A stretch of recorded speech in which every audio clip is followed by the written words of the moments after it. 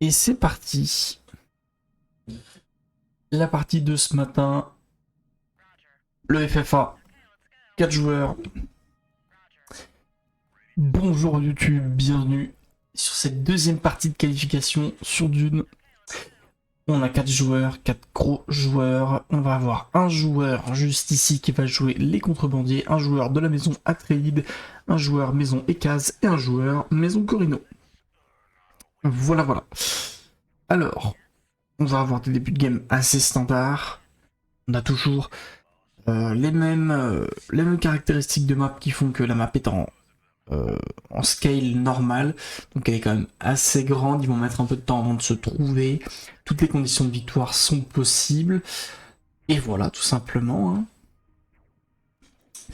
Alors, on va suivre un petit peu le contrebandier, Angolero qui est quand même un très gros joueur de manière générale, donc on va le suivre un petit peu au début, on va voir ce qu'il nous fait.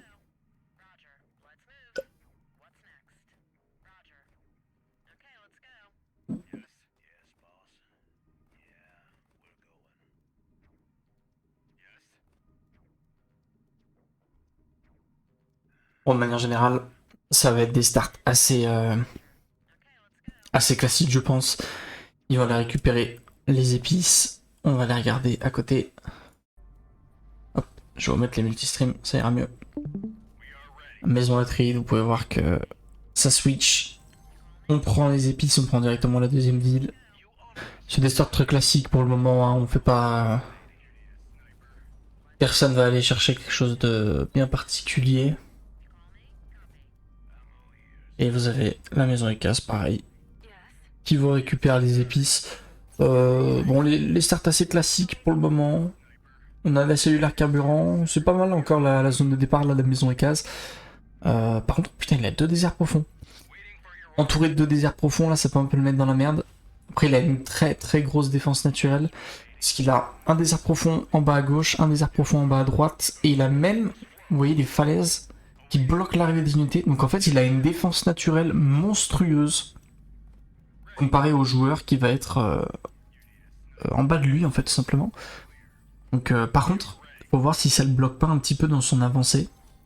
De comment il va pouvoir prendre d'autres bases ou quoi. Faut voir si ça bloque pas trop, mais ça a l'air pas mal. Allez, on va retourner sur... Ah, par contre, faut que je cut les sons. Trop de sons, hein, les gars.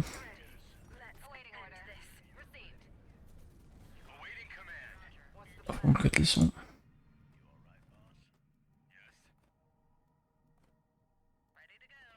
C'est mieux, là. Hein.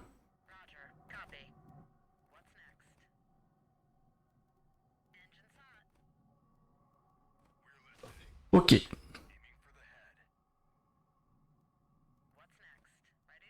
On a pris les épices. On n'a pas encore pris de deuxième base, il a commencé par piller, j'ai l'impression. Il s'est fait une très grosse armée tout de suite avec le triple sniper. Intelligent. Il a bien fait parce qu'il allait chercher la connaissance pour avoir les améliorations militaires tout de suite. On est d'abord en train de piller. On se fait une petite réserve de thunes. Ok. Il va commencer à aller récolter l'épice. On fait un peu de place crête aussi sur la ville. C'est bien fait.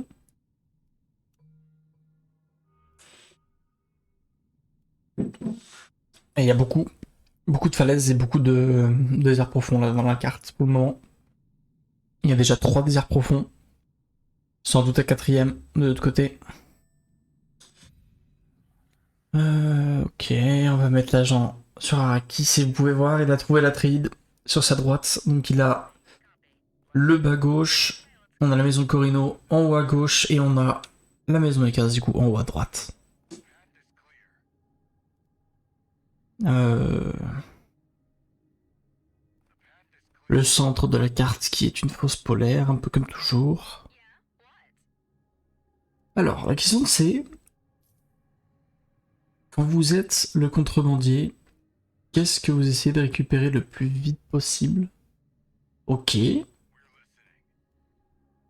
Ok, ah oui, il va aller chercher les... il va tout de suite aller chercher les villes très loin, comme il n'a pas les malus. Parce que pour vous expliquer pourquoi il va chercher les villes qui sont très loin, les contrebandiers n'ont pas de malus en fonction de la distance de leur ville principale. C'est-à-dire que plus vous allez chercher des villes qui sont loin de votre ville principale, plus ça va vous coûter cher en autorité pour prendre la ville. Et ben les contrebandiers, ils n'ont pas du tout ce malus. Ce qui fait que, en début de partie, il peut faire ce qu'il est en train de faire, de téléporter, faire transporter ses unités le plus loin possible, et les emmener récupérer des villages qui sont très loin de lui normalement, et le récupérer sans aucun problème. Ce qui fait qu'il a déjà l'épave d'un croiseur stellaire. Donc c'est vraiment pas mal. Sachant qu'il va pouvoir coller la fosse polaire, donc à tout moment s'il a envie, il prend la fosse polaire derrière. Et la fosse polaire, pour vous rappeler, c'est quand même une zone qui donne 1000 d'hégémonie, mais c'est surtout une zone qui dit que si vous mettez un extracteur d'eau, ça vous donne 20 d'eau, ce qui est extrêmement important.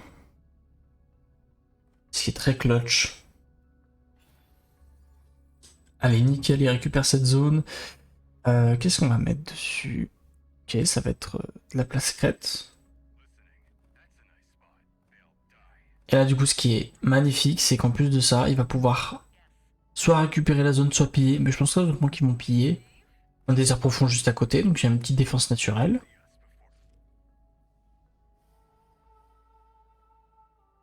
C'est vraiment pas mal. C'est un très bon start côté contrebandier pour le moment. Premier Landstrad qui arrive, rien de bien clutch, rien de bien particulier pour le moment. Alors, à trade. Qu'est-ce qu'on a à trade? Ah, trade qui a fait quand même 6 ornithoptères. Assez important. La maison Ecas qui a eu le bonus militaire, on l'a vu.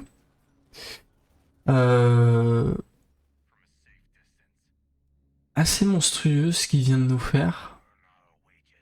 Il a déjà pris 3 régions.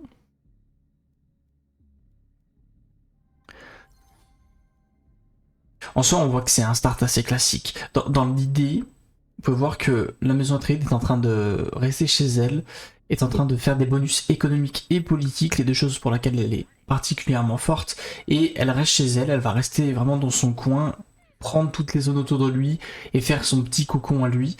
Les contrebandiers, on a vu, qui ont commencé à vraiment s'élargir et à piller tout ce qu'il y a autour de chez lui. Du côté de la maison Corino, c'est à peu près pareil. On fait le même gameplay que Maison Atreides. On reste chez soi, 5 ornithoptères, une grosse armée. On s'étend pas trop. Je pense qu'il va commencer à aller piller des villages qui l'intéressent pas. Donc on n'est pas trop mal. Moi, ce qui m'intéresse un petit peu, c'est la maison Ekaz.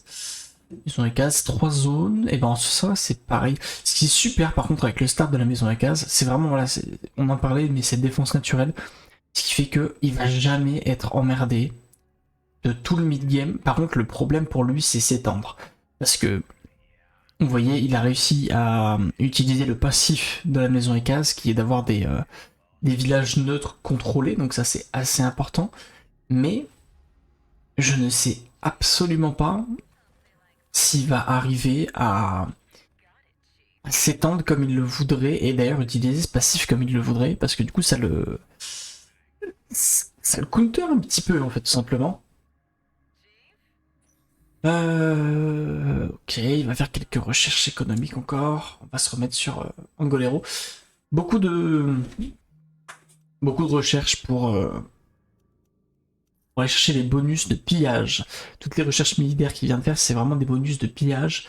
Ce qui fait que vous avez 30% de ressources supplémentaires quand vous pillez. Vous pouvez le faire plus souvent, donc c'est quand même assez fort, assez important. C'est pas mal du tout. Attention vers des sables qui est présent. Ok. C'est pas mal.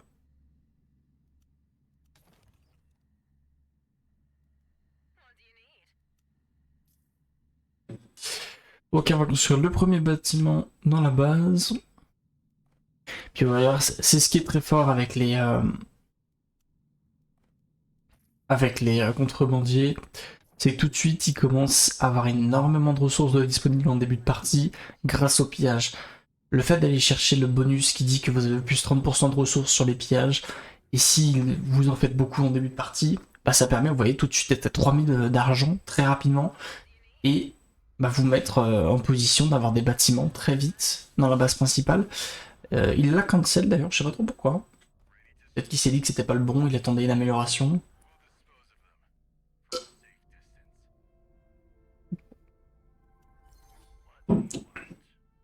Ouais, voilà, il continue à piller, hein. C'est des zones qui ne l'intéressent pas. Pour le moment, on joue sur 2 zones, hein. Parce que il n'a pas besoin d'aller chercher plus de zones. La seule chose qui l'intéresse, c'est de piller, c'est pour se faire de l'argent dans la banque. Et une fois qu'il aura une assez grande quantité de ressources disponibles dans la banque, c'est le moment où il va commencer à récupérer des zones supplémentaires. Mais en fait, il n'a pas forcément besoin. Parce que plus vous avez de zones, plus ça veut dire des coûts d'entretien sur les bâtiments que vous allez construire. Donc plus ça veut dire des coûts en place crête. Et comme le place crête est l'une des ressources les plus importantes de début de partie, étant donné qu'elle vous permet quand même de construire tous les bâtiments du jeu, et bah sur le début de partie, si vous arrivez à en garder, c'est quand même assez important. Surtout dans des conditions comme celle-là, où il a envie très rapidement d'aller chercher les bâtiments dans le siege check. Donc, c'est très important de garder un max de ressources, et c'est ce qu'il est en train de faire. Je pense qu'il va essayer de construire directement 2 ou 3 bâtiments d'affilée, qui le mettront assez bien pour aller chercher un bonus clutch. Peut-être un bonus d'économie. Et il enchaîne les pillages, hein. De toute façon, là c'est le moment où il va pas réfléchir longtemps, il va enchaîner tous les pillages. Et il sera pas mal.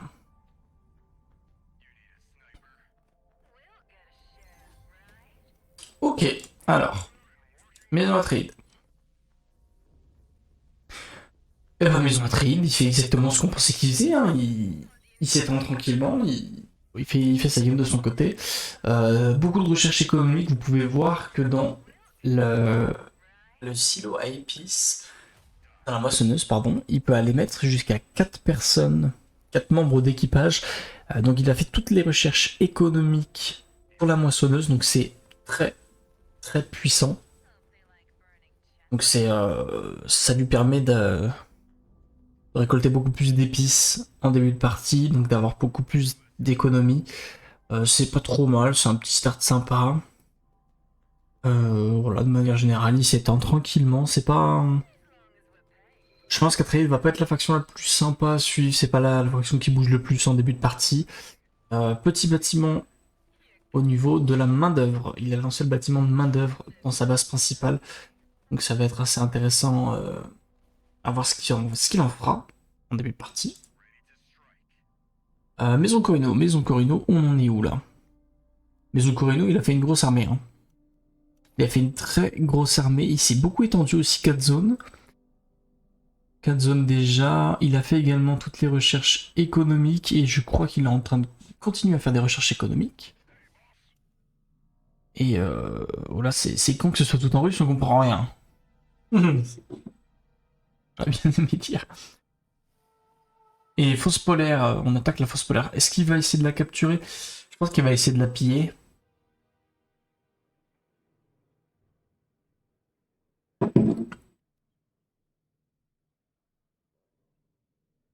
Ok.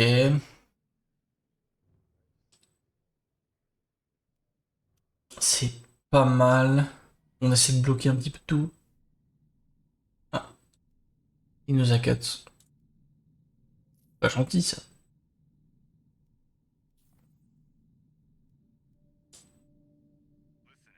On verra s'il le remet. J'ai l'impression. Alors, maison et case. Ok, on achète un peu de chum. C'est lui qui a la pire qualité de stream, hein. On va pas rester longtemps, on va aller revoir Angel Euro. Et une bonne qualité de stream. D'ailleurs, il a bien avancé depuis qu'on est parti. Ok. Donc il a pris 2 nouvelles zones. On allait chercher les cellules de carburant. Chose très importante pour construire des unités. Des unités plus fortes, surtout des unités aériennes. Et il allait chercher la zone qui permet de créer le bâtiment de Solari pour avoir plus de zones de production. Donc c'est quand même assez important. Surtout ce qui commence à être pas mal, c'est qu'il y a pas mal de zones importantes, on va dire. Faut faire attention, est-ce qu'il va pas se faire attaquer? Est-ce qu'il va pas se faire attaquer par le bon vieux Corino? Non, ok. Donc c'est ce que je pensais, un Corino, il a juste pillé la fosse polaire. Pourquoi ils ont fait ça? Pourquoi c'est intéressant d'aller piller les zones qui sont au milieu de la carte? Bon, déjà parce que ça vous donne des ressources, c'est la première raison. Mais surtout parce que quand vous pillez les zones, elles disent qu'il y a un malus pour prendre le contrôle de ces zones. Vous devez payer plus d'autorité. C'est un malus qui disparaît avec le temps, mais c'est un malus qui reste longtemps. Ce qui veut dire que là, si un joueur veut aller prendre le contrôle de la fosse polaire au milieu de la carte, eh ben il va devoir payer, il me semble que c'est 30%, il va devoir payer 30% d'autorité supplémentaire, et honnêtement, vu la difficulté d'avoir de l'autorité dans le jeu, vous avez pas envie de payer ça. Bon, on continue de piller toutes les zones. Côté contrebandier. Il a déjà 50 de faveur à la guilde spatiale. Je pense qu'on va essayer de rusher les 100. Parce qu'à 100 de faveur, vous pouvez rusher le vaisseau. Donc ça peut être intéressant. Ok, on a pillé un petit peu tout. On peut voir, hein, il est très bien économiquement. Hein. 3700 d'argent. La Scrat, on ne produit pas beaucoup. C'est peut-être son défaut de son début de partie. C'est qu'il produit pas assez de Plascret à mon goût. Alors, on va voir comment il gère ça.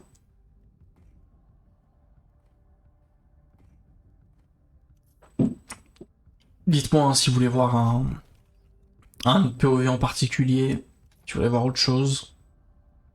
Et voilà, et là vous voyez, c'est la force des contrebandiers, c'est que tout de suite il s'est fait une très grosse économie, et le premier truc qu'il va faire c'est, il va installer des QG clandestins sur les bases adverses, c'est la particularité de la faction des contrebandiers.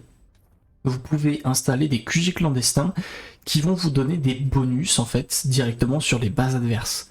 Donc là il a mis tous des bonus économiques qui font que eh ben, il va par exemple copier 10% de l'économie de la base, ce sera pour lui. Ou des petits bonus comme ça. Et si on regarde tout par une base, c'est pas forcément très très fort. Mais si vous en prenez 10, 15 bases et que vous avez tous les bonus, et ben ça commence à faire quand même vraiment beaucoup d'argent. C'est aussi pour ça qu'il est en positif, alors qu'il est en train de récolter full épices. Donc c'est vraiment, vraiment pas mal. De manière générale, c'est la deuxième partie que je vois de contrebandier en début. Et franchement, il gère très très bien les débuts de partie, ça fait vraiment plaisir à voir.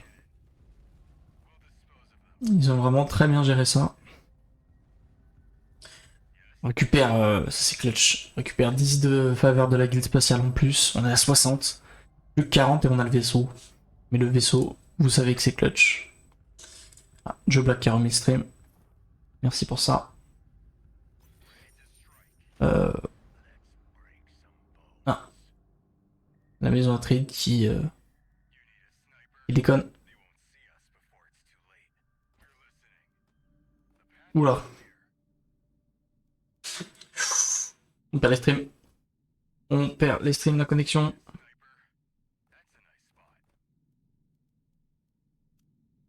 Hop, on a Joe Black.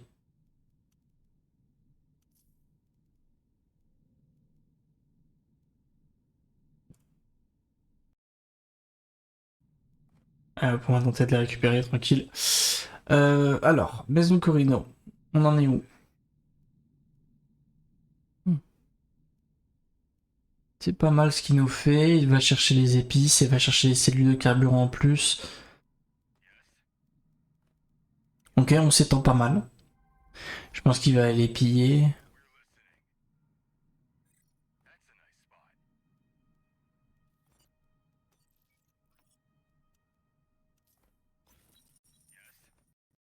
C'est vraiment pas mal le start qu'il nous fait. Hein. Mais en général, ils font tous des bons starts. Hein. Il n'y en a pas un qui foire vraiment son début de partie.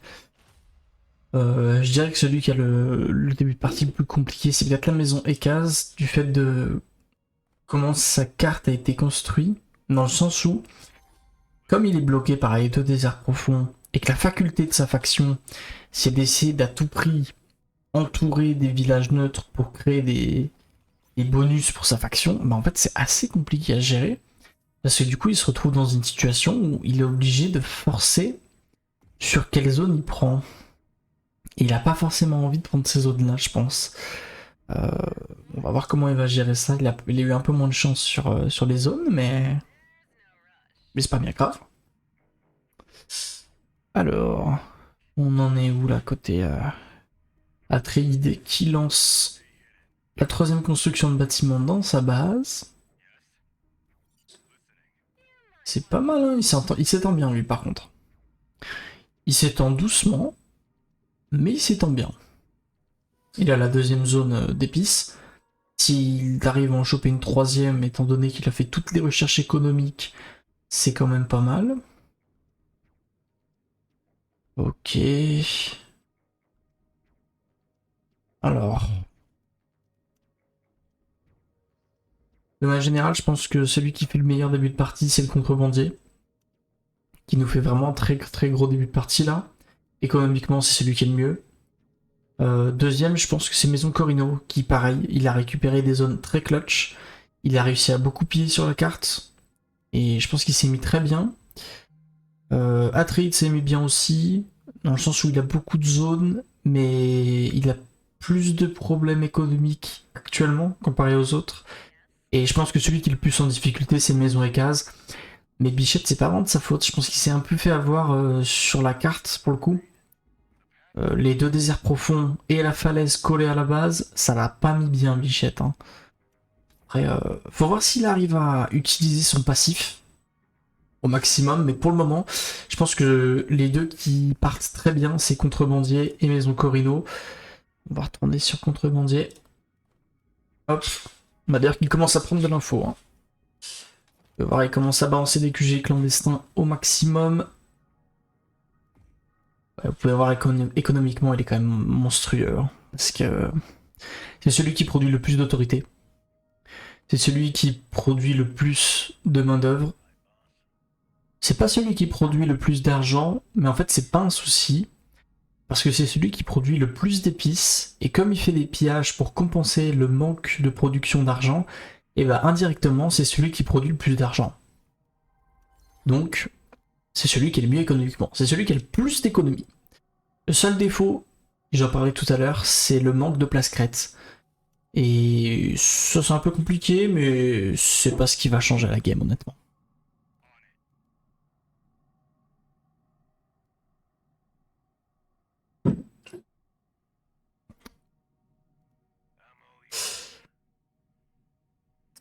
Alors, si vous avez des questions, si vous voulez qu'on aille voir une faction en particulier, si vous voulez qu'on parle d'unité, de connaissances, d'un bâtiment, n'hésitez pas, on est là pour ça. Pas de questions bêtes. Si vous découvrez le jeu, si qu'importe, n'hésitez surtout pas. Tac tac tac. Continuons, on fait des pillages en boucle. Ça lui donne combien maintenant les pillages? 531, c'est quand même pas mal. Hein. Il va faire le pillage encore en dessous. 4000. Alors, j'aimerais bien voir. Ok, il a fait. Donc, il a commencé par faire le bâtiment de main-d'œuvre, qui lui donne donc des bonus de 30% de production en main-d'œuvre et un KP maximum de 300 de main-d'œuvre supplémentaire. Et là, ce qu'il vient de lancer, c'est un bâtiment de type politique qui va lui donner des bonus de connaissances de plus 20% et également un bonus d'hégémonie de 15%. Donc c'est un bâtiment très important, quasiment toutes les factions du jeu le font à un moment, pour la raison très simple d'atteindre 10k d'hégémonie rapidement, pour avoir les bonus de votre faction, mais surtout pour les bonus de connaissances. Et c'est peut-être l'un des bonus les plus importants à avoir en début, milieu de partie, on va dire. Hein. Généralement, tout le monde le fait parce que c'est vraiment super important. Alors, on va continuer de faire des pillages. C'est celui qui est le mieux en hégémonie actuellement, parce qu'il en produit sur le temps. C'est le seul qui a fait ce bâtiment.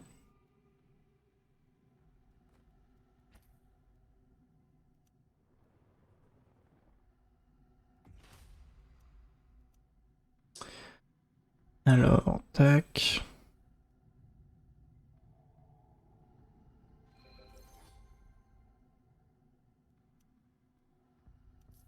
Ok. On va avoir des grosses armes et un contrebandier. Un contrebandier qui fait une très bonne game pour le moment. J'ai envie d'aller voir, moi, ce côté Maison Corino. On va voir ce qu'il nous fait. Parce que Maison Corino, il s'est beaucoup étendu au début. Il avait pris 4 zones très très rapides. Et là, il s'est vraiment calmé. Il prend plus de zones. Par contre, il se développe beaucoup sur ces zones. Et j'ai envie de dire, c'est tout en fait.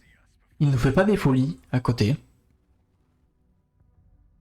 Il allait beaucoup piller. Après, ce qui est très très fort sur la Maison Corino, pour ceux qui connaissent pas le bonus Maison Corino, c'est un bonus classique qui vous dit tout simplement que dans toutes vos villes, vous pouvez construire un bâtiment supplémentaire par rapport à toutes les autres factions. Donc le maximum de bâtiments autorisés dans les villes, normalement, c'est 5. Et bah quand vous jouez Maison Corino, c'est 6. Sachant que il joue également avec le conseiller que vous voyez là-haut à gauche, qui dit que ça booste encore ce bonus de plus 1. Donc lui, il est dans une situation où il peut construire jusqu'à 7 bâtiments dans chaque zone qu'il possède.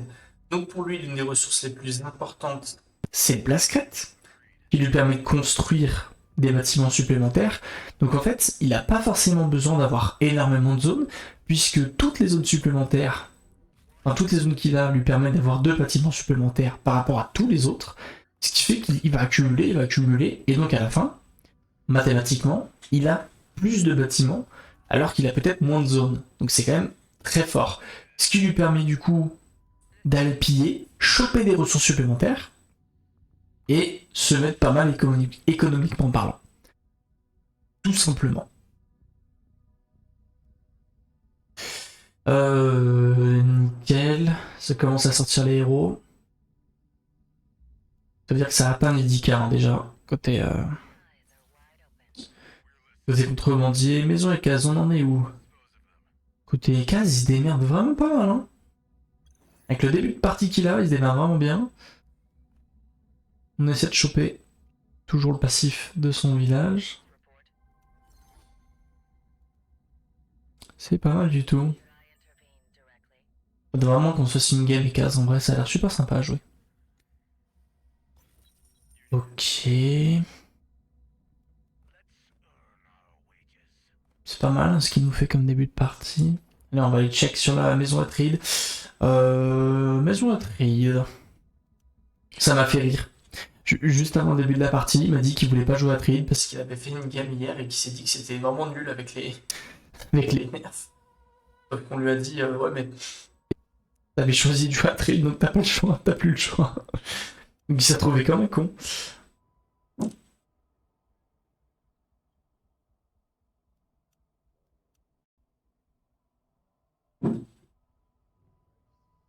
Ok. Alors ça, s'il arrive à le choper, bon, il va forcer dessus, il va all-in. Alors attendez, qui c'est qui va l'avoir? Et c'est Maison Atride qui va l'avoir. Donc ça, c'est extrêmement important. C'est les premiers bonus du Langstrad. En fait, vous avez 5 bonus principaux du Langstrad que vous pouvez avoir. Et là, il vient d'avoir le bonus sur l'eau qui lui dit que toutes les eaux que vous n'avez pas utilisées, donc là vous voyez il en a 11 actuellement, et bien toutes ces eaux qu'il n'a pas utilisées, chaque eau va lui apporter une économie en plus. Il me semble que c'est 2 d'argent par eau non utilisée. Donc actuellement il produit combien? Il produit 22. Tout simplement. Ce qui est pas mal, hein. On va continuer à prendre les zones. Très honnêtement, le Hatred, c'est peut-être. On en parlait au début, mais c'est peut-être la faction la moins sympa à suivre sur le début de partie, parce que c'est surtout s'étendre sur son côté de la map, se mettre bien en termes économiques, se mettre très bien en termes politiques. J'ai l'impression qu'à terme, il va vraiment aller chercher une victoire politique Puisqu'en plus, il est protégé naturellement de par les déserts profonds qu'il a à côté de sa base. Donc pour lui, c'est peut-être le plus simple. C'est on se met bien en économie, on attend les Landstrad, et voilà. Hein. Allez, on va faire un petit coup d'œil. Côté contrebandier, qu'est-ce qu'on a côté contrebandier? Contrebandier, on est toujours riche. Par contre, ça, franchement, c'est. J'aime beaucoup sa game. Hein. Je trouve qu'il joue très bien sa game, mais je ne comprends pas pourquoi il va pas chercher plus de place crête. Il est en galère de place crête. Alors c'est compensé par le fait qu'il a beaucoup moins de zones. Mais ça le met pas bien quand même. Certes, il a énormément d'argent. Mais à quoi ça sert d'avoir énormément d'argent si tu peux pas les utiliser? Et oh là là, oh, regardez-moi ça. Regardez-moi ce move de chien. Il vient de se faire voler. Il vient de se faire voler le pillage d'une ville par la maison Corino. Ça c'est super bien joué de la part de la maison Corino qui deny les ressources. Et en plus, il est quasiment obligé d'aller les stopper parce que là, si ça continue, Maison Corino va choper les 3 villes qui étaient de son côté, donc ça fait 3 pillages en moins. Donc ça veut dire que Maison Corino est en train d'enlever quasiment 2500 d'économie totale au contrebandier, pardon. Donc c'est juste monstrueux là ce qu'il est en train de lui faire. Ouais, il est un peu obligé d'y aller, mais là il a mis trop de temps à y aller. C'est juste qu'il doit défendre ses villes maintenant. Ah, ça me met pas bien. Ah, je crois qu'il avait envie d'insulter. Dans le chat, on a vu en bas là. Il me semble que c'est des joueurs russes. Ils avaient envie de s'insulter là.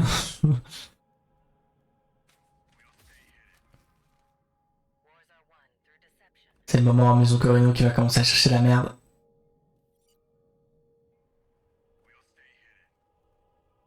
Tu penses qu'il a juste envie de traverser? Ok, il a enlevé le pacte de l'agression, c'est très bien joué. Allez, on va sniper une unité, on va sniper la deuxième. Allez, il faut bien kite ces unités. Le plus important, c'est de défendre les snipers. C'est les snipers qui font tous les dégâts côté contrebandier. Et d'ailleurs, il est en train de gagner la fight. Hein. Il perd un sniper dans l'histoire, mais il gagne complètement la fight. Donc c'est puni quand même. Hein. Il s'est fait voler... Je sais pas s'il s'est fait voler les 3. Vers des sables. Attention, vers des sables. Ok, nickel. C'est pas mal. Ça lui a quand même fait de l'argent. Parce qu'il avait fait...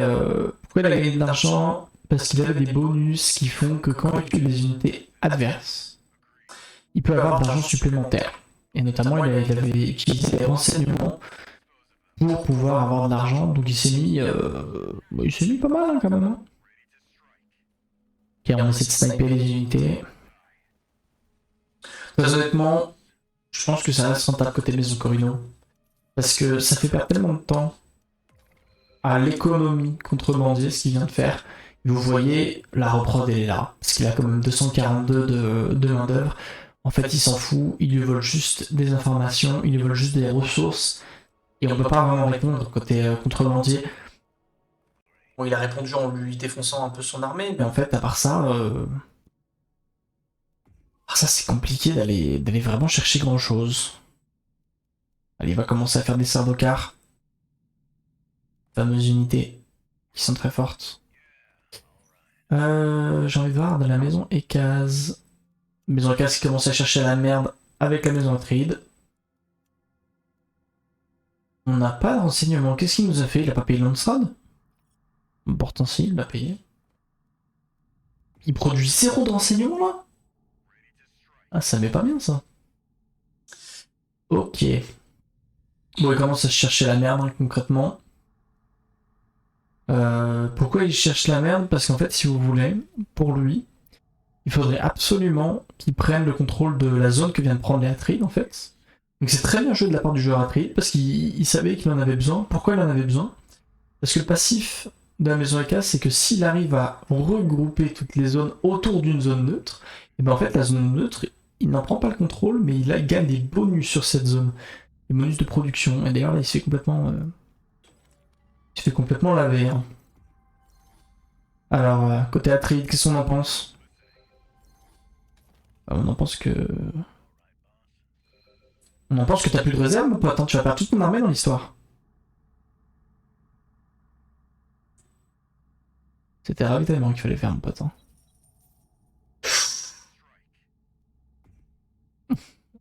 Ok, bon, alors ça va être très compliqué à défendre. Hein. Côté maison et case, je pense qu'il peut absolument rien faire. Ça me semble très très compliqué là. Normalement, il va lui deny ça. Donc là, il est vraiment en train de prendre le dessus. Ce que je pensais, hein, c'est de manière générale, celui qui a fait le pire start, c'est maison et case. Mais en fait, Bichette, c'est pas vraiment sa faute, c'est la map qui l'a un peu niqué.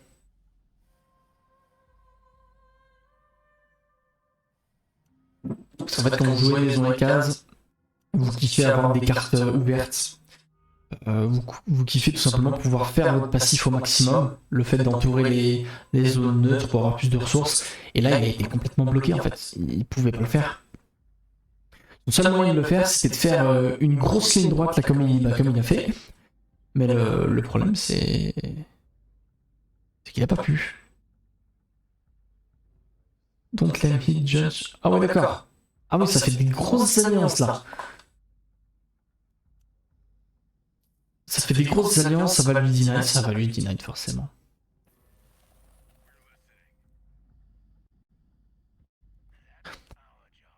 Ah oui, ça veut pas laisser la victoire aux autres. Hein.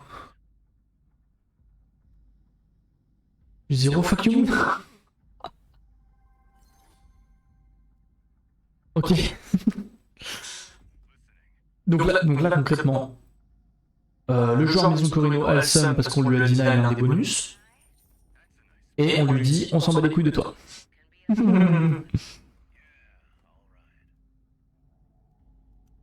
Ah, ils vont se mettre dessus, là. Contrebandier, qu'est-ce qu'il nous fait? En fait, c'est le plus chill, je trouve, Contrebandier. C'est celui qui fait la game dans son coin. Il est pas mal. On enchaîne les pillages, toujours. Il a récupéré la fausse polaire. Attends, on a raté l'info. Il a récupéré la fausse polaire. C'est super important. La fausse polaire, pour ceux qui savent pas ce que c'est toujours pratiquement la zone qui est au milieu de la map. C'est l'une des zones les plus fortes du jeu pour une raison qui est très simple. Vous pouvez faire un extracteur d'eau. L'extracteur d'eau, c'est un bâtiment qui vous donne plus 20 d'eau tout de suite. C'est monstrueusement fort. Parce que l'eau, c'est une ressource qui est compliquée à faire. Vous pouvez faire des pièges avant pour essayer d'avoir de l'eau dans vos zones, mais honnêtement, on n'a pas trop envie de faire ça, c'est un peu chiant à faire. Si vous avez une zone qui offre l'extracteur d'eau, vous le faites tout de suite, c'est monstrueux comme bonus. Et ça vous permet d'être tranquille en eau pour le restant de votre game en fait. Ok.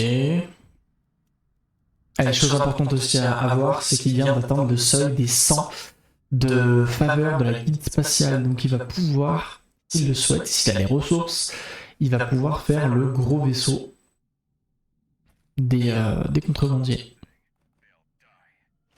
Et ça, c'est assez important. Alors, Maison Corino qui va l'attaquer sur le nord. Il va piller un dernier village en Dialé, en grille des ressources, on s'en fout. De toute façon, il y a la base spatiale, donc il peut ramener ses unités rapidement. C'est pas un problème.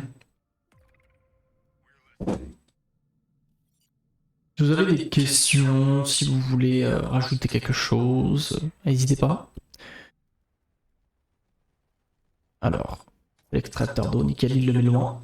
Il le met loin pour le défendre, parce qu'en fait, s'il le met trop proche de sa base et qu'il se le fait sniper, c'est chiant. Donc il le met loin et proche du coup de la base spatiale de l'autre base, ce qui fait qu'il est beaucoup plus facilement défendable.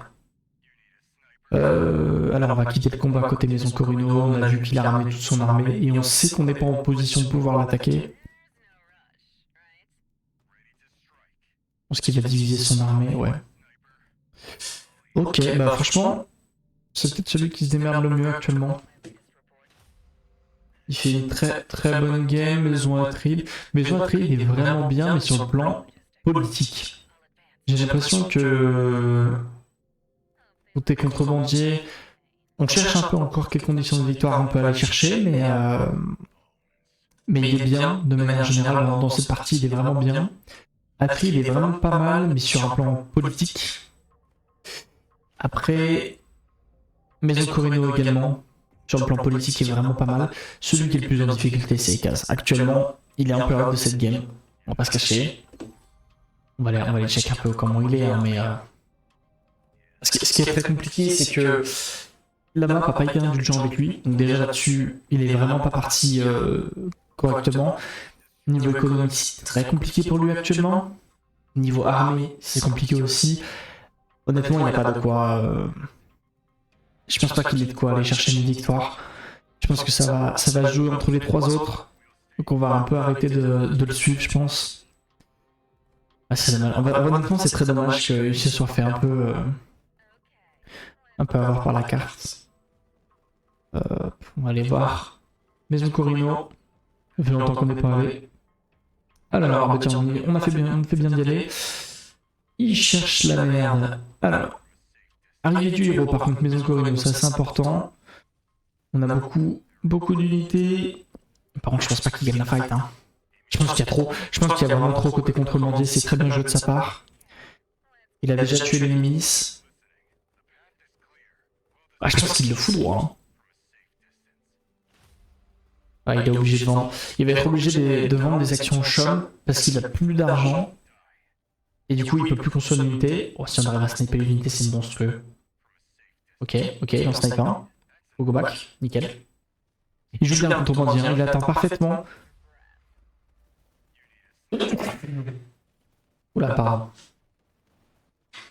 Il attend parfaitement le bon moment, il snipe quelques unités, ce qui fait qu'il a toujours l'avantage au niveau militaire. Donc non, il se met Gucci. Il se met vraiment Gucci là-dessus. Alors, qu'est-ce qu'il nous fait? Oh, c'est... Oh, il est en train de lui dire que c'est sa chose, là. C'est sa chose. Ok.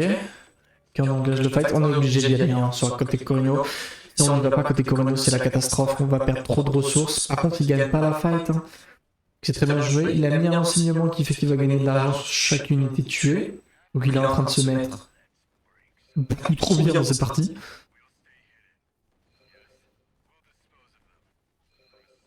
Il se fait laver. Hein. Il peut pas le défendre. Il se fait complètement laver, il peut pas défendre ça. Bon bah écoutez, et en plus il y a la contrebandier qui prend le vaisseau d'entrée, fait voir comment il est.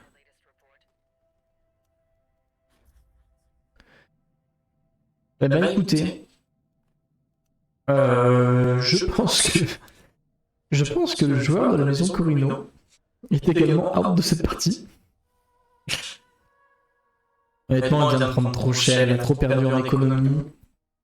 Il s'est laissé avoir sur le côté militaire. Il était très bien en termes politiques, mais il vient de se faire avoir. Je pense pas qu'il puisse revenir dans cette partie. À mon avis, ça va jouer entre Atreides et contrebandier. Je mettrai ma pièce sur contrebandier. Honnêtement, il fait une partie... Il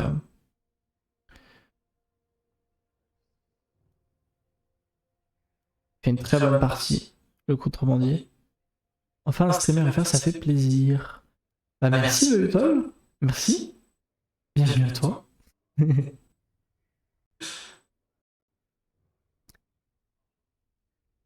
T'as raté le début de cette belle partie.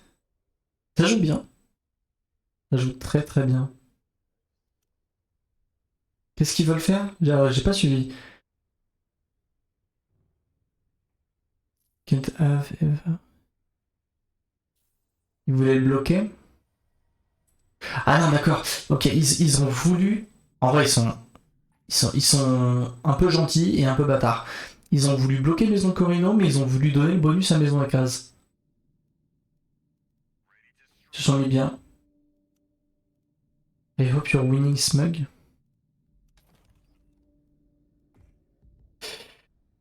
Bon, concrètement, pour ceux qui viennent de débarquer.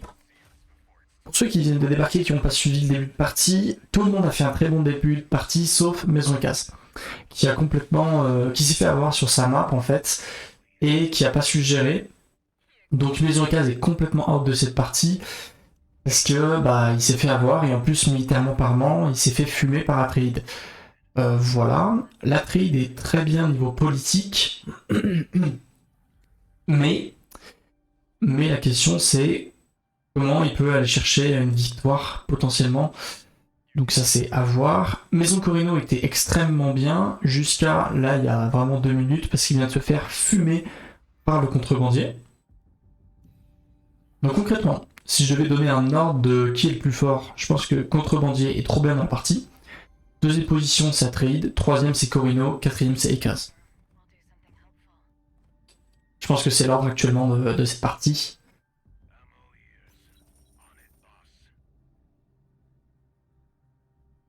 Je me demande pas s'il va pas aller chercher une victoire hégémonie en vrai. Parce qu'il est à 15k, donc il a fait la moitié. Hein. C'est 25 ou 30? Quelqu'un va répondre dans le chat? C'est 25 ou 30k qu'il faut pour gagner une hégémonie? J'ai oublié, c'est 30? Ah merci. Ouais, donc il a un tout petit peu plus de la moitié. Après, il fait quand même du bon gros plus 40. Hein.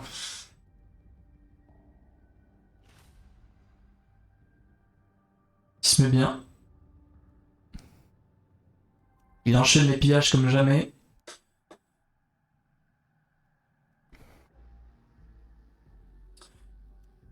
Ah, il s'est mis vraiment très très bien. Il s'est mis vraiment super bien parce que en voilant la zone là à la maison Corino, bah il est un peu complètement sorti de la partie. Alors qu'il était bien en vrai. Hein. Il était vraiment bien dans la partie. Hein. Allez, un petit coup d'œil chez la trade. On en est où à trade? On en est qui se foutent sur la gueule encore, mais oh il était. Il y a quoi à côté? Il y a pas grand chose côté Ekaz. Hein. Il y a rien même à côté Ekaz. Hein. C'est fou comme il est dans la merde. C'est celui que j'ai le moins suivi, mais il nous fait une game catastrophique, Ekaz. Après, vraiment, Bichette, la zone de départ qu'il a eu, Ekaz, je pense qu'il y en a il y en a qui pleureraient. Hein. Ok, on va chercher les renégats.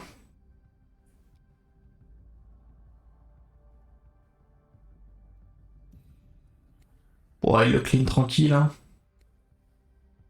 Ouais, sans aucun souci. Il est vraiment pas mal en ressources trade aussi. Il s'est mis très bien. Il s'est mis très bien parce que personne n'a fait chier en fait, surtout.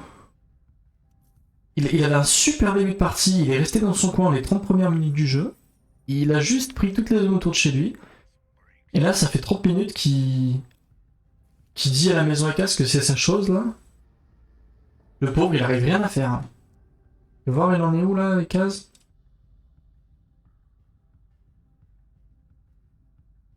Compliqué, hein? Pas beaucoup de ressources, hein? Y a pas beaucoup de ressources, y a pas beaucoup de militaires, y a pas beaucoup de connaissances. Ah, il est bloqué à 12 en connaissances, c'est catastrophique ça. Ouais, il est complètement hors de la game, de manière générale. On en est où là?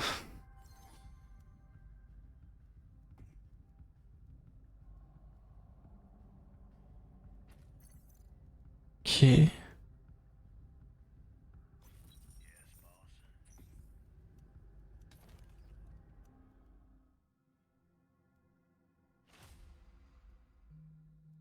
Ok, c'est pas mal en vrai ce qu'il fait. Putain, je pensais pas qu'il faisait si peu de recherche économique. C'est là qu'on voit qu'il gère super bien sa faction. Parce que il fait tellement de pillages et il les fait tellement on-CD qu'il se chope des ressources super élevées alors qu'il n'a aucune recherche économique. C'est assez monstrueux ce qu'il arrive à faire. Après vous allez me dire c'est le principe de la faction, mais quand même, elle est très bien gérée cette faction. Parce que hier soir on a eu une autre partie, il y avait le joueur contrebandier qui avait quand même fait des recherches économiques. Hein, qui avait fait toutes les recherches économiques sur les moissonneuses. Et d'ailleurs, ça l'avait mis en retard dans la partie. Et du coup, bah là, j'ai l'impression il a trouvé la manière de contourner ce problème en n'en faisant aucune. Ce qui est une manière de contourner un problème. Hein. Concrètement.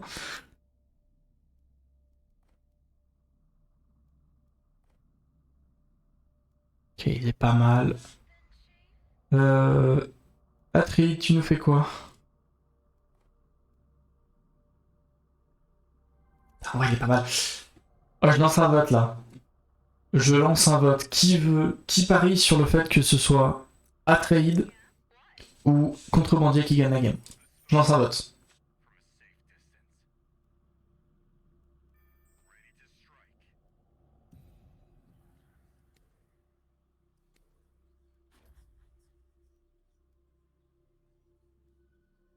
Je lance le débat. Ah mais Bichette, Bichette Maison et Case, il bouge même plus ses unités, genre ça fait 20 minutes qu'il est AFK là-bas, genre. Ah il suffisait que je le dise pour qu'il bouge ses unités du coup.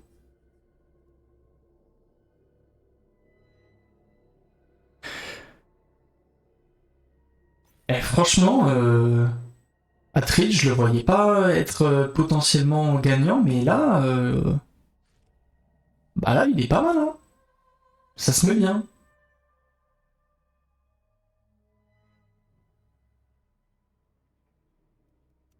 Ça se met bien.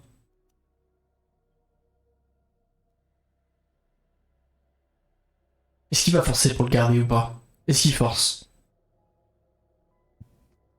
Moi je pense que c'est une catastrophe si ça va sur... Quoi? Attends, il court? Pourquoi est-ce qu'il lui donne ça? Attends, il a combien d'eau le... Il a 53 d'eau, on vient de lui donner le bonus de l'eau. C'est quoi cette merde? Pourquoi il a... Bah attends, il est payé là, c'est quoi ce bordel? Donc là concrètement, le joueur Atreide vient de lui donner, littéralement, hein, vient de lui donner un bonus qui lui dit que il gagne 106 de Solari. Donc littéralement toute son économie actuelle, en plus, grâce à lui. Je sais pas pourquoi. Le problème c'est qu'être premier sur ce jeu égale se faire 1v3. Alors oui, c'est réel. C'est réel, mais la game d'hier, par exemple, c'est l'exemple que je vais te donner, elle était géniale parce que les 4 joueurs étaient super proches en termes de niveau et il n'y avait pas vraiment quelqu'un à focus. Il n'y avait pas vraiment genre le mec qu'il fallait absolument tuer parce qu'il allait forcément gagner la partie. Ça a été serré tout du long et ça s'est terminé sur un rush économique sur le chum. Et c'était une super partie franchement.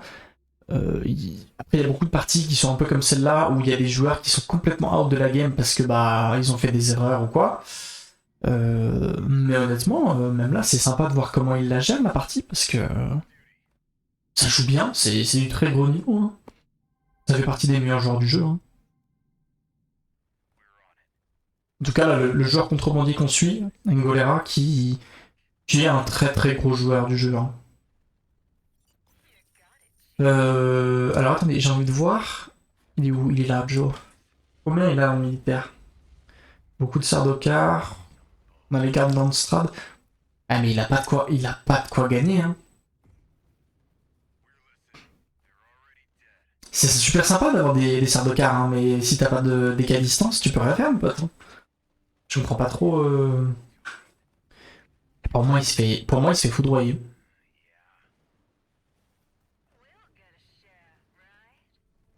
Je pense que la perte de la zone à côté lui fait super mal. En vrai, c'est compliqué à gérer. Hein.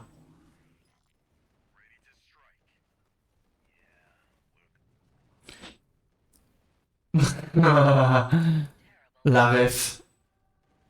En vrai, en vrai, oui. En vrai, franchement, ouais.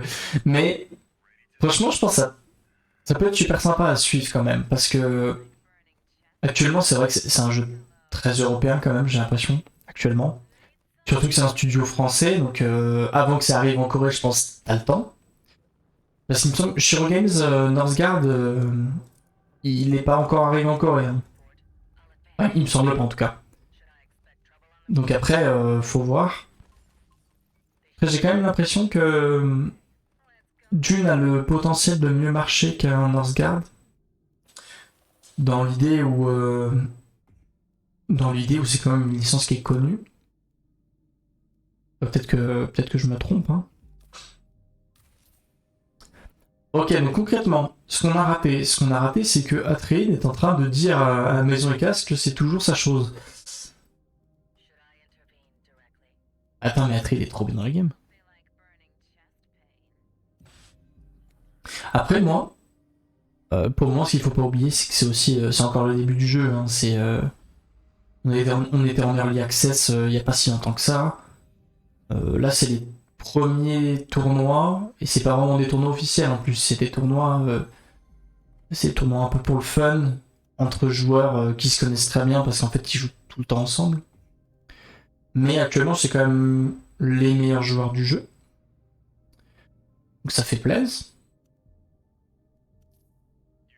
Mais après, c'est sûr que le jour où t'auras, un peu comme l'époque sur StarCraft où il y avait la GSL qui s'était lancée, le jour où t'auras des gros trucs comme ça qui se lancent, bah c'est sûr que les Coréens, s'ils peuvent ramener leur gueule, ils vont le faire. Hein. Mais je suis pas sûr que les Coréens aussi forts que ça, sur des 4X. Ce serait StarCraft 2, je veux bien. Mais. Et encore, tu vois, même sur StarCraft 2, actuellement, l'Europe est forte. Hein. Ça se tape, hein.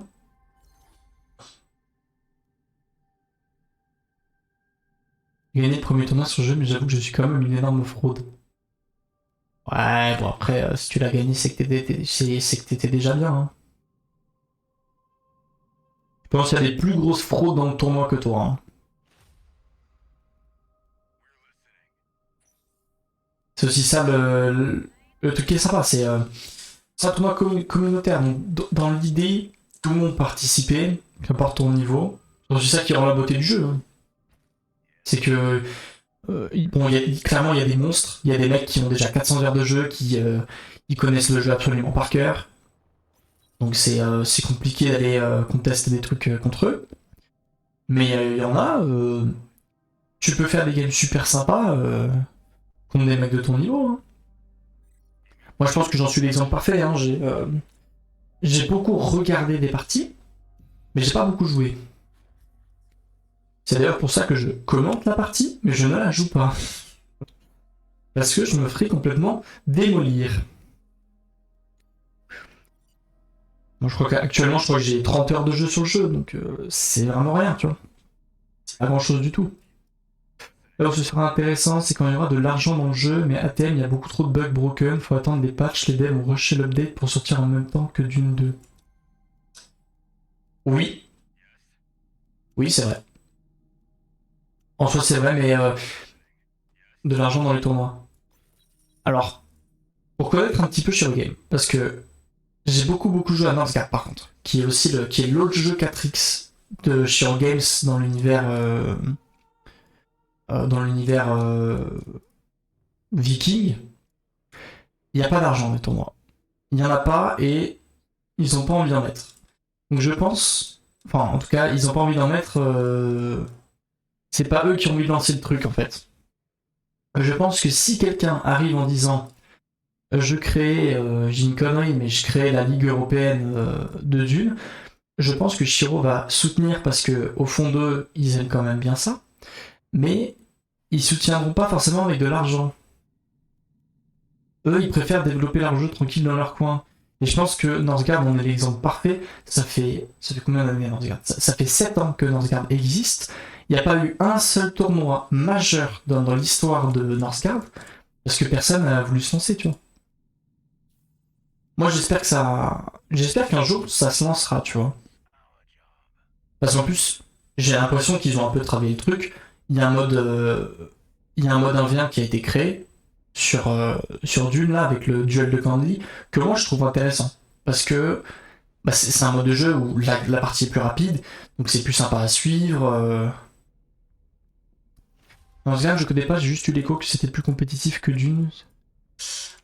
Alors oui, c'est plus compétitif parce que déjà il y a un ladder sur le jeu. Mais ça a été introduit l'année dernière, pour te dire. Moi j'y joue depuis sa sortie dans ce garde.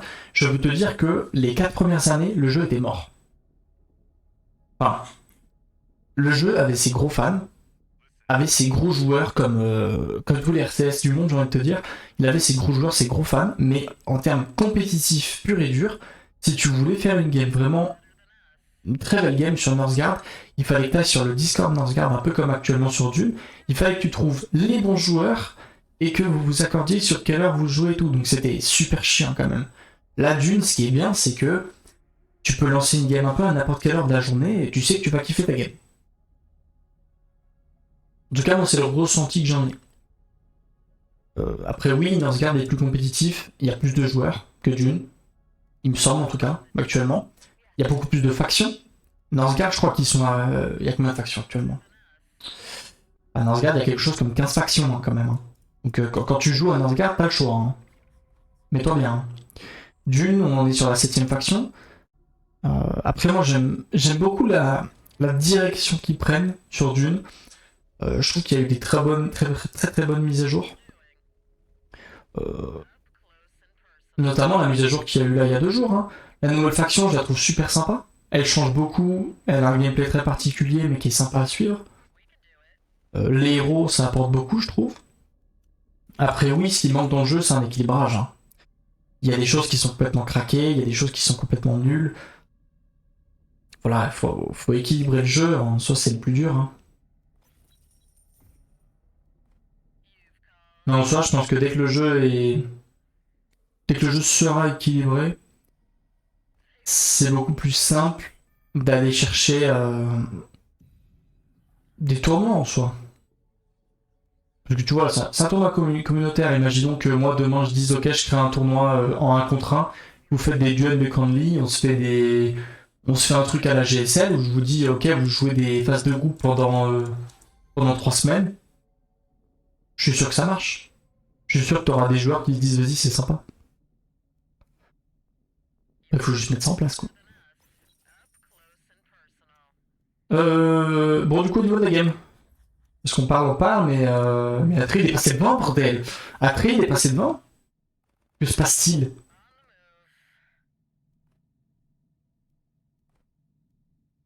Alors, Atril est passé devant, mais Contrebandier a beaucoup plus de thunes quand même. Hein. Contrebandier a quand même 15K d'argent, donc il lui met une douille en termes de thunes. Par contre, Hégémonie, il a quand même un avantage. Il a aussi un avantage parce qu'il est en train de fumer la maison à cases. Attends, mais il y a quoi la maison de casse? Non, je vous jure qu'il se fait démolir. Oh, il y a tellement rien. Bichette, c'est pas sa game. En vrai, je suis trop triste pour lui. Non, franchement, je suis trop triste pour lui. C'est sa première game de tournoi ever, il se fait fumer. Je suis trop triste. C'est sa toute première game de tournoi. Hier, il a envoyé un message trop mignon en mode je suis trop content de jouer une game, il se fait fumer, genre. Non, non, c'est trop triste. En plus, il va lui voler la zone. Oh là là. C'est méchant. Il est méchant, la trille. Il est méchant. Pourquoi tu défends? Qu'est-ce qu'il fait? Ouais. Coup dur, c'est un coup dur pour la maison à cases. Elle doit être compliquée à jouer cette game. Hein. Elle doit être dure mentalement. Salut Quarks, comment ça va? Bien dormi?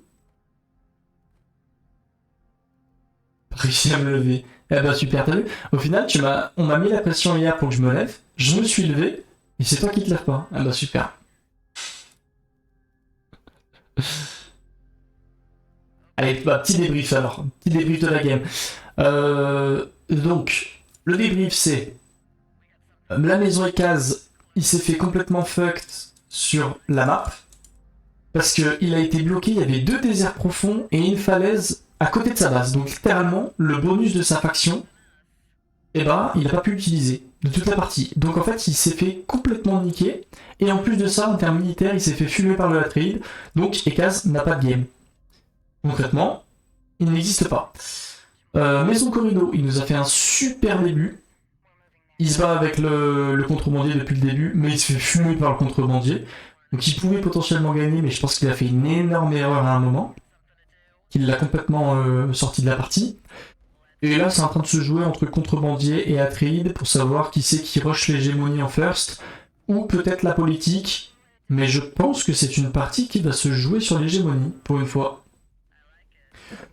Atride est devant, mais c'est surtout de la soft hégémonie. Il suffit de libérer ses territoires et il repasse derrière. Smuggler, il a plus 52 par jour qui ne veut pas être retiré. Il est réel. Alors après, plus 52, il gagne la fight ou pas? Ouais, il la gagne ou pas la fight? Et je suis pas sûr avec le vaisseau Corino, je suis pas sûr qu'il gagne la fight, hein.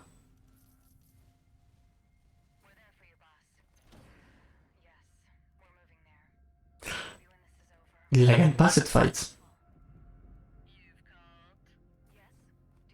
Au moins, il a pas perdu son armée, ça c'est important.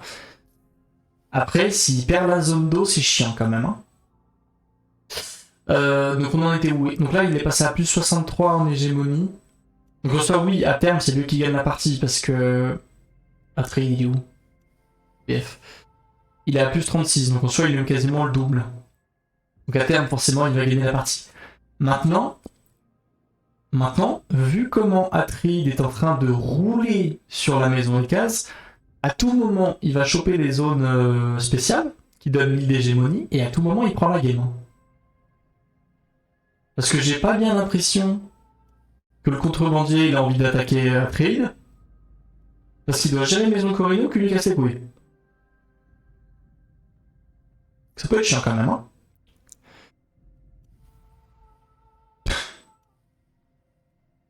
Ouais, il est en train de le fumer, hein.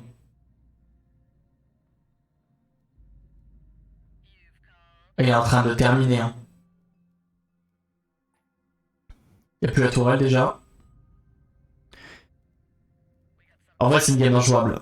La maison, franchement, tu joues maison à 15, t'as un début de start comme ça, on envie de faire la game, hein. Elle est horrible sa partie. Ah, il y a du lag.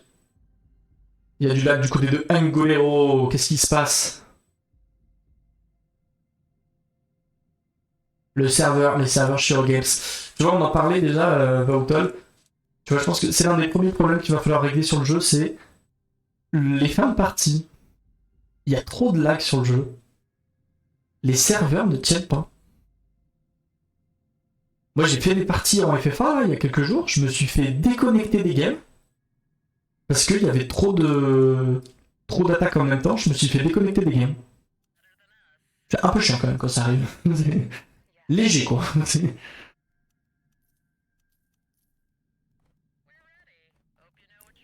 Puis surtout, moi, ce que je veux, c'est le mode observateur. C'est par pitié, donnez-nous un mode observateur. Parce que c'est super sympa hein, de changer les POV sur Discord. Mais j'aimerais quand même pouvoir me balader en mode observateur.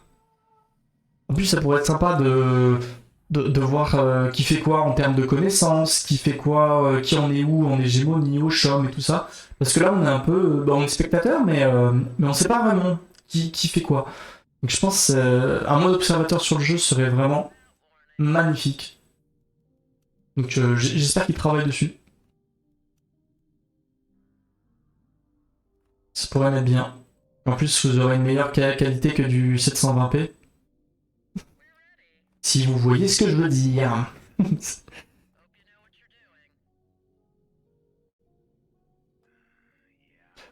Le jeu tourne sur un seul corps du CPU, c'est un moteur maison. Je sais pas si c'est le même moteur sur Northgard, mais celui de Dune pue un peu malheureusement en performance. Alors, celui de Northgard, très honnêtement, j'ai jamais eu de problème. Hein. Je pense que c'est un peu comme Dune. Au début, c'était un peu la merde parce que quand il y avait des grosses fights avec 50 mecs sur la même case, c'était la merde. Mais franchement, moi, ça fait bien 3 ans que j'ai pas eu de problème sur le jeu. Hein. Keep in mind, I'm under Oath's drain. Smuggler is winning. Oh la gueule, oh la gueule. Tiens, t'es mal la gueule, t'es mal la gueule. Le mec est en train de détruire la gueule d'un des joueurs. Il est en train de se mettre méga bien. Ah bah merci Angolero, Yubi pour Ekaz, mais il a raison frère. Genre vraiment la gueule du mec. La gueule du mec, bordel. Le mec il détruit la gueule d'un mec et il est arrivé en mode au fait, faudrait fumer l'autre quand même. Tu vois Ekaz là comment il est dans cette partie? Bah il est pareil, il a 4 zones. Oh, putain.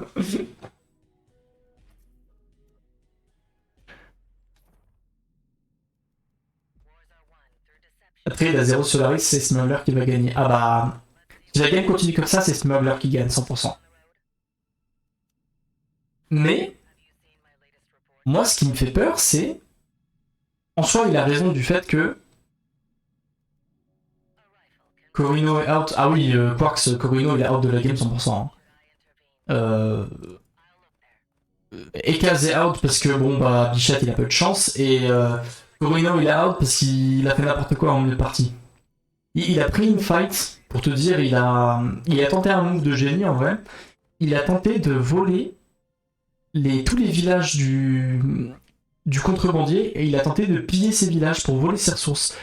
Résultat, il a perdu toute son armée, il a perdu un village. Voilà. Ça lui a niqué sa game.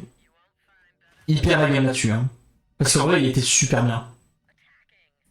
Mais je pense que il a fait comme ça. Oui, voilà, exactement. Il a fait comme moi. Il a run down sur un move. En vrai, il avait gagné la game s'il joue. Enfin, en tout cas, il était très bien pour gagner la partie. Et il a run down, genre vraiment. Parce qu'en plus, c'est celui qui avait la meilleure économie. Hein. Genre vraiment, il était trop bien dans la game. Mais il s'est fait voler cette zone là, la zone spéciale qui est juste là. Il se l'est fait voler alors qu'il l'avait. Il y avait 6 bâtiments dessus et tout. Et c'est une catastrophe. Il vient de reprendre la zone. Corino OP.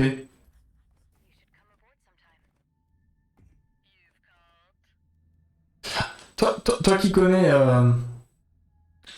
Toi qui connais Maison Corino, c'est quoi l'idée de coller les deux bases principales entre elles? Est-ce que c'est juste un bonus militaire en mode t'as une défense complètement pixel et c'est impossible de passer? Ou est-ce que genre tu sais pas? Je connais rien. Oui.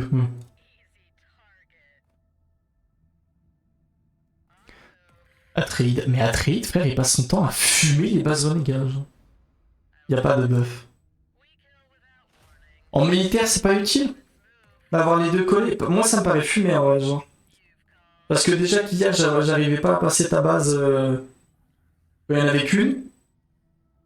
Alors quand il y en a deux collés, je pense que c'est une folie. Hein.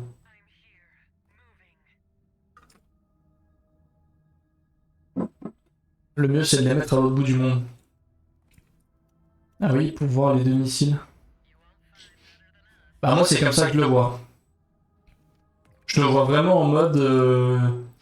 il pourra jamais passer en termes militaires, quoi.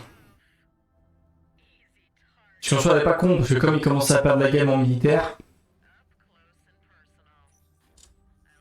Si tu chopes gouverneur, ça dure détruire les deux bases collées en 30 jours. En vrai, je pense que c'est impossible. On save les bâtiments, oui. Je pense que c'est impossible, à moins qu'il y ait une nuke qui apparaisse de nulle part dans ta game. Très honnêtement. La fameuse nuke que j'ai tenté. Putain, hier, j'étais deg, Quarks. J'ai fait le silo nucléaire. J'ai voulu te nuke la gueule. Et je me suis rendu compte que c'était 5000 gold pour faire une nuke. Du coup, j'ai pas pu. J'étais trop deg. J'ai claqué 2000 de thunes pour créer le silo nucléaire. Je me suis rendu compte que je pouvais pas en faire.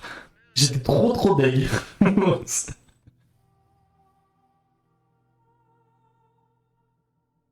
Attends, mais en plus, il est en train de l'assassiner, hein.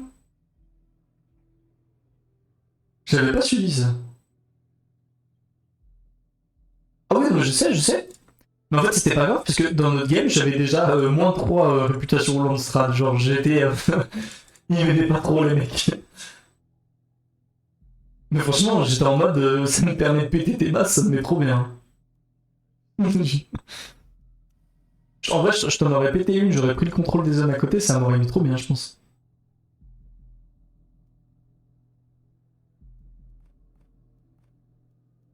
En vrai, je pense que le plus intéressant, c'est genre, si t'es intelligent côté trade, ok, bah nevermind.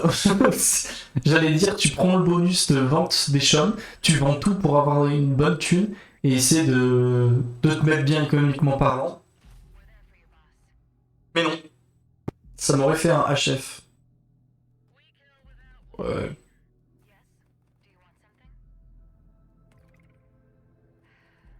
Allez, je lance les paris qui gagne la game. Qui gagne la game dans le chat, on tape 1 pour contrebandier, on tape 2 pour trade.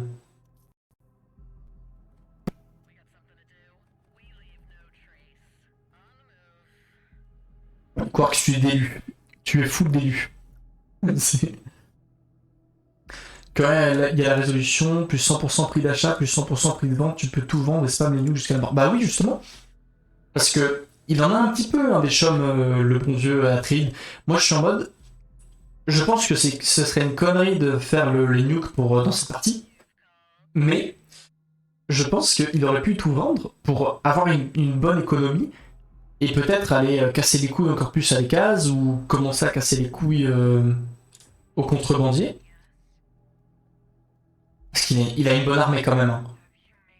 Pour le coup, lui, il a une bonne armée qui se tape. Hein. Parce qu'Ingolero, il est moins bien en armée quand même.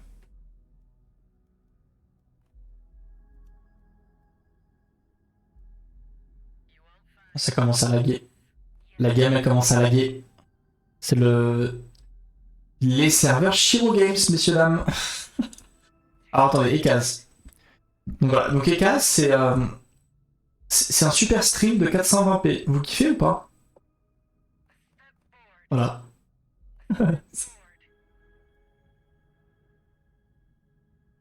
Ah, il est tellement mal en vrai. Non, il est tellement mal dans la game. T'imagines? En vrai, il a quand même réussi à prendre 2 zones au milieu de map. Je sais même pas comment il a fait, franchement. Pixel. Ah bah c'est littéralement Pixel. Je dirais pas dans quel sens, mais c'est Pixel. Moi 7 et ne pas avoir d'économie avec Atreides, c'est criminel quand même. Bon alors...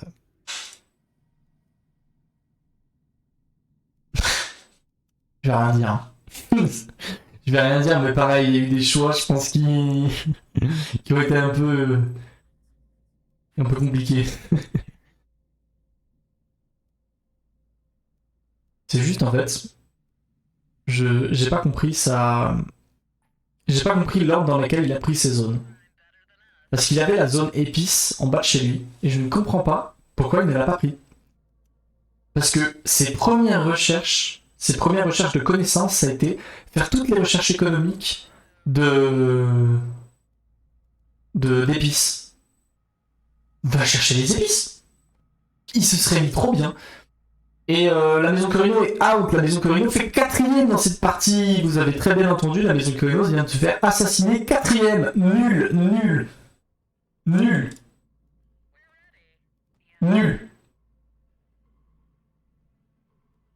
Attends, mais du coup, est-ce qu'il peut prendre les autres en vrai? Parce qu'il y a la zone spéciale juste à côté de lui. Hein. À tout moment, il a 500 d'autorité en plus. Hein. Oh, c'est tellement fini, c'est tellement fin de game, messieurs dames. Attends, Smuggler va spike en prenant 2-3 villages en même temps, je pense. Ah ouais, je suis sûr. Là, la game est finie. La game est finie, c'est Contrebandier qui la gagne 100%. Parce qu'ils ont juste à prendre les zones spéciales. Hein. Il a 25k. Hein. Là, il prend la zone spéciale, il monte à 27k. Il y a 500 d'autorité, hein. Par contre, faut les utiliser, mon pote. Hein. Il a 11k gold, enfin, genre, il est parfait partout, quoi.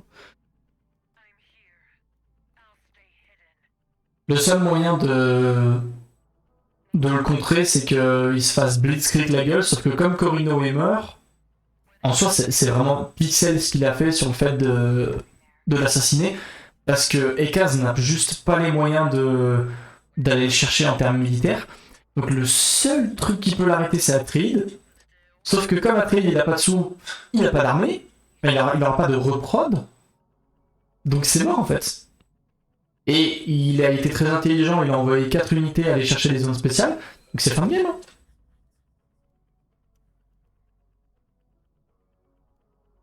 Non, alors là par contre c'est criminel. Là ce qu'il a mis dans le chat c'est criminel, genre. Can you come over and help? Donc là il vient de demander de l'aide au mec qui a fumé toute la game. 90% de la game il l'a passé à démolir la gueule de Ekaz. Et au dernier moment, en fait tu peux venir m'aider à gagner la game ou pas? C'est très cool. C'est super sympa. C'est criminel, genre. Ça lag trop. Attendez, on va switch, on va se mettre sur après, il lag moins. Ouais, le problème, c'est l'économie. Hein. En plus, regardez, il vend ses parts de chum. Pourquoi il n'a pas poussé sur le Landstrad, sur le chum? Je ne comprends pas. Ça aurait mis trop bien. En plus, je pense honnêtement qu'il vient de se rendre compte que il était obligé de all-in en termes militaires et qu'il n'avait pas de reprod. Parce qu'il est à moins 117. Donc il vient vraiment. Je pense qu'il vient juste de se rendre compte que il s'est baisé sa game. Sachant qu'ils sont obligés d'aller chercher la fin de trêve, donc il va perdre énormément de ressources. Donc c'est la merde. Atreide troll aussi, les compagnies libres font 0 dégâts contre l'armure. Atreide devrait gagner une fight, mais il n'y a pas. Il n'y va pas. Donc c'est juste. Pourquoi il prend pas le fight? Numéro 1. Deuxièmement, pourquoi il n'a pas fait la recherche de Landstrad du chum qui lui permettait d'avoir une repod de zinzin? En vrai, là, il fait des erreurs monstrueuses. Hein. Faut y aller, hein. Je sais pas s'il comprend que la game est finie. Hein.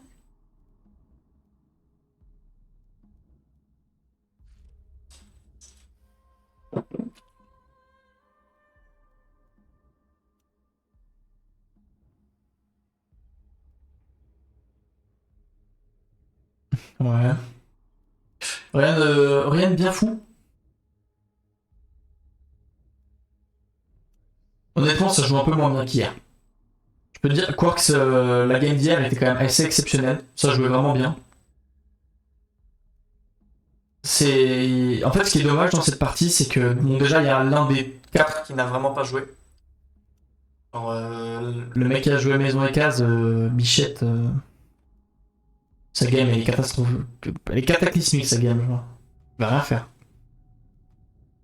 Normalement, Smuggler cap en même temps que la taxe d'épices, il gagne. Ah, même pas. Moi, je comprends juste pas pourquoi il prend pas les zones. Hein. Il a 500 d'autorité. Pourquoi il prend pas deux zones spéciales qui lui donnent des bonus de 1000 d'hégémonie? Ça lui fait monter à 29k. Et voilà.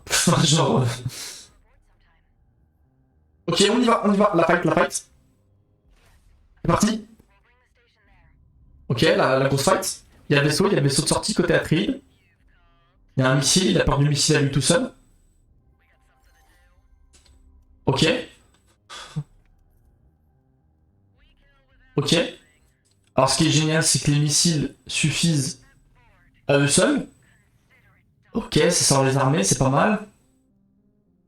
Alors est-ce qu'il a assez? Moi je pense qu'il a assez. Je pense qu'Atreide gagne le fight 100%. Je pense que c'était full d'élu. Il est en train de fumer le vaisseau. Bah attends, mais il y a même pas de fight là. Non mais comment ça se fait qu'il le démonte autant? Si il perd le vaisseau, c'est une catastrophe. Hein. MDR. Il a pris tous les villages en même temps. Le génie. MDR. Il attendait juste qu'il aille à l'attaque. Oh, il l'a tellement terminé. Oh, il a tellement fini. Non, putain. Eh ben, c'était une très belle partie. C'était une très très belle partie.